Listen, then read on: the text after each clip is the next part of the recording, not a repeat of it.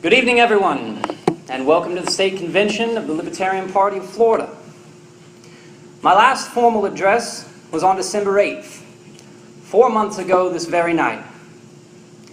4 months without an organized speech, in the middle of a presidential election season. And let me tell you, my friends, it's not for lack of trying.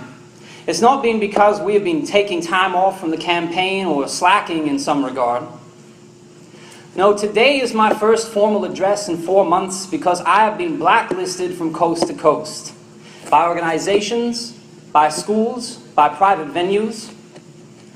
Hostile elements have physically attacked my supporters in these intervening months. They have harassed small businesses in order to have our events canceled. They have threatened mass violence and assassination, and in doing so have had me expelled from Canada. Friendly elements, uncomfortable with the level of hostility, scared by the demonstrated willingness of our enemies to resort to violence, have abandoned the campaign and distanced themselves from us, pulling all support and canceling my scheduled speaking engagements. In an environment such as this, why should the federal government step in to silence me? They don't need to. At this point in our country's history, the First Amendment is not much more than a nice gesture. In reality, the government need not lift a finger to keep the public from hearing our message, because the public itself has such a vested interest in censoring us all on their own. The American public is so invested in this system, in the police state, in two-party politics, the mass media, mindless consumerism, that they will, like all good slaves, do the master's bidding. And like all good slaves, they will do the master's bidding without needing an explicit command. And this is what I want to talk with you about tonight. The difference between a good slave and a hostile slave. Between the slave who loves his safety and the slave who wants to be free. Malcolm X spoke about this several decades ago when he told his people about the difference between the house Negro and the field Negro. He said there were two kinds of slaves, and I quote, "There was the house Negro and the field Negro. The house Negroes, they lived in the house with the master, they dressed pretty good, they ate good because they ate his food, what he left. They lived in the attic or the basement, but still they lived near the master. And they loved their master more than the master loved himself. They would give their life to save the master's house quicker than the master would. The house Negro, if the master said, 'We got a good house here,' the house Negro would say, 'Yeah, we got a good house here.' Whenever the master said 'we,' he said 'we.' That's how you can tell a house Negro. If the master's house caught on fire, the house Negro would fight harder to put the blaze out than the master would. If the master got sick, the house Negro would say, 'What's the matter, boss? We sick?' We sick." He identified himself with his master more than his master identified with himself. And if you came to the house Negro and said, "Let's run away, let's escape, let's separate," the house Negro would look at you and say, "Man, you crazy. What you mean separate? Where is there a better house than this? Where can I wear better clothes than this? Where can I eat better food than this?" The vast majority of our countrymen are house Negroes.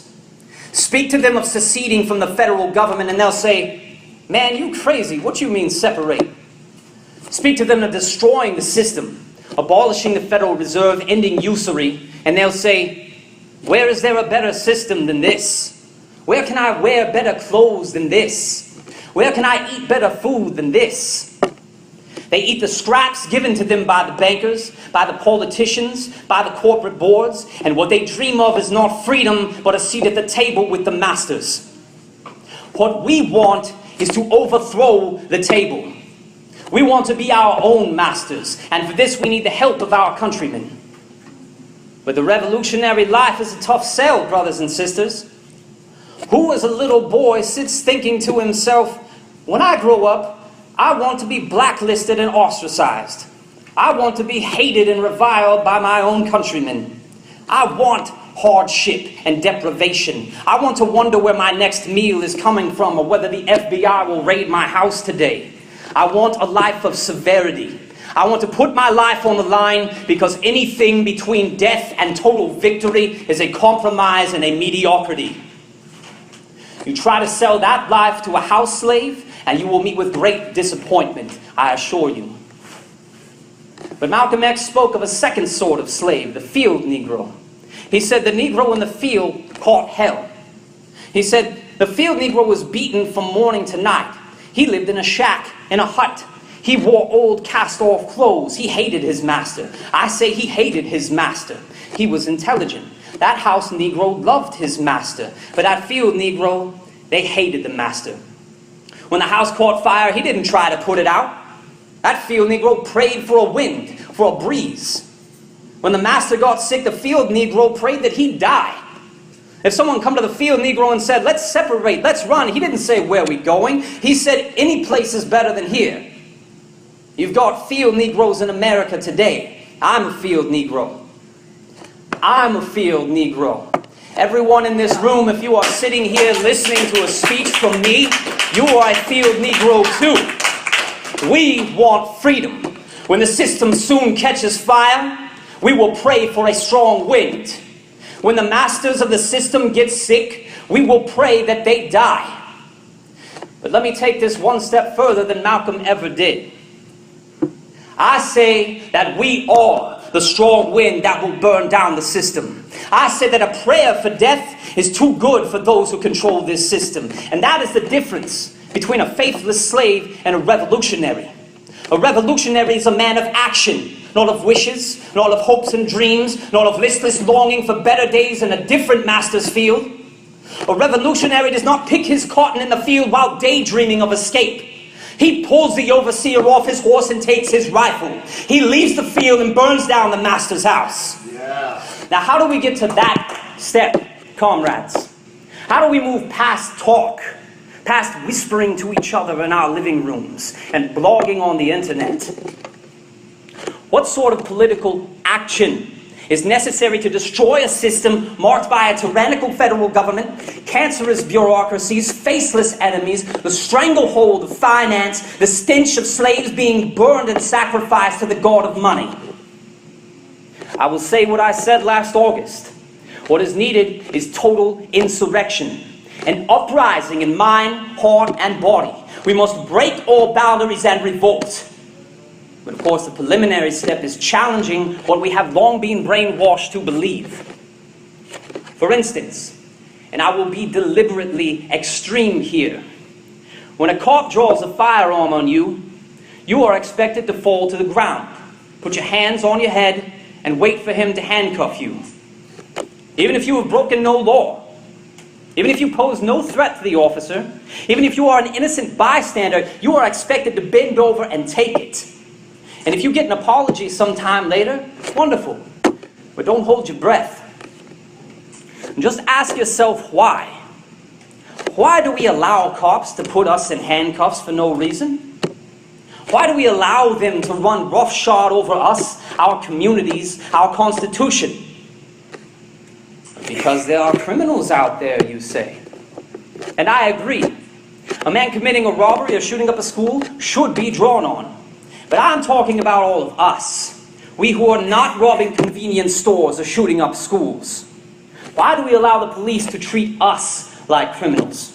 Why do we not draw on them, handcuff them, keep them in our holding cells until we can sort the matter out and determine what the hell they thought they were doing drawing guns on us in the first place? It is because we are conditioned. We are well-trained slaves. If you take nothing else away from what I say tonight, let it be this. You think you are free, but you are only slaves with more subtle chains.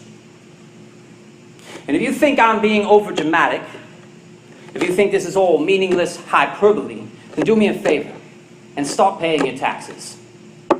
Stop paying your student loans. Try to drive your car here in Florida without insurance. Drive without your seatbelt.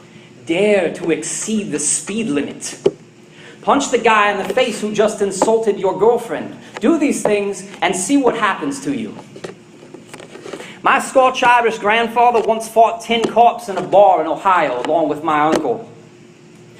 But that was a different age. Try that today and see how many felonies you rack up in one bar fight. Take it from a lawyer. There are so many laws in this country that you could not comprehend them even if you knew what they were. There are so many laws in this country that you could spend your entire life reading them and you would never finish.